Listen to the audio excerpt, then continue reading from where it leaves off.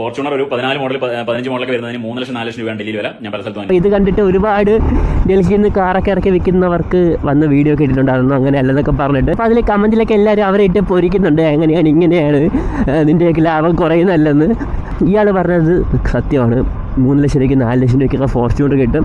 അപ്പോൾ എനിക്ക് എന്തായാലും ഇതുവരെയ്ക്കും ഡൽഹിയിൽ നിന്ന് കാറെടുത്ത് വിൽക്കുന്ന പരിപാടിയൊന്നുമില്ല. അതുകൊണ്ട് നിങ്ങൾക്ക് കറക്റ്റ് കാര്യം ഓപ്പണായിട്ട് പറഞ്ഞു തരാൻ പറ്റും. അപ്പോൾ ഇയാൾ പറഞ്ഞ രീതിക്ക് കാറൊക്കെ കിട്ടും, അതൊക്കെ വീട്ടിൽ എടുത്തുകൊണ്ടൊന്ന് ഷോക്കേസ് വെക്കാൻ മാത്രമേ കൊള്ളാവൂ. 10 വർഷം കഴിഞ്ഞാൽ ഡീസൽ വണ്ടികളും 15 വർഷം കഴിഞ്ഞാൽ പെട്രോൾ വണ്ടികൾക്കും ഫ്യൂവൽ ഡൽഹിയിൽ കിട്ടുന്നില്ലെന്ന് ഇപ്പോൾ ഒരു വാർത്ത കണ്ടു കാണും. പക്ഷേ അതിന് മുമ്പ് തന്നെ അത്രയും കാലപ്പഴക്കമുള്ള വണ്ടികൾ അവിടെ ഓട്ടിക്കാൻ പറ്റില്ല. അപ്പോൾ അല്ലെങ്കിൽ ഓട്ടിക്കാൻ പറ്റാത്ത വണ്ടികൾക്ക് ഫ്യൂവലൂടെ കൊടുക്കുന്നില്ലെന്നൊരു നിയമം കൂടെ വന്നതേ ഉള്ളൂ. അത് വാർത്താ ചാനലിൽ വലിയൊരു വാർത്തയാക്കി കാണിച്ചു.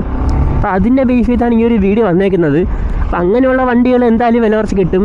പക്ഷേ അത് നിങ്ങൾക്ക് റോഡിൽ ഓടിക്കാനോ പേപ്പർ ചേഞ്ച് ചെയ്യാനോ NOC കാര്യങ്ങളൊന്നും കിട്ടുന്നതായിരിക്കില്ല. അപ്പോൾ എടുത്തുകൊണ്ട് വന്നു കഴിഞ്ഞാലും വീട്ടിനകത്തെല്ലാം ഒളിപ്പിച്ചോളം ഇട്ടേക്കാം, അല്ലെങ്കിൽ സ്ക്രാപ്പിന് പാർട്സ് ആയിട്ട് എടുക്കാം. അപ്പോൾ ആ ഒരു രീതിക്ക് മാത്രമേ ആ റേറ്റിന് വണ്ടികളൊക്കെ കിട്ടൂ. അഫ്കോഴ്സ് ഡൽഹി വണ്ടികൾ എടുക്കുന്നതും വിൽക്കുന്നതും അവിടെ പ്രോഫിറ്റ് മാർജിനും ലാഭവും കൂടുതലുള്ളതുകൊണ്ട് തന്നെയാണ്. പിന്നെ ആരും ഒന്നും ഫ്രീ ആയിട്ടൊന്നും ഇവിടെ ആർക്കൊന്നും ചെയ്തു തരാൻ വേണ്ടി പോകുന്നില്ല. ഈ ഒരു വീഡിയോ ഒക്കെ കണ്ടിട്ട് ആദ്യമേ ഡൽഹിയിലോട്ട് ചാടി പോയമായിട്ട് ഒറ്റ കാര്യം പറയാനുള്ളൂ, ഇപ്പോഴും തിരിച്ചു വരണ്ട.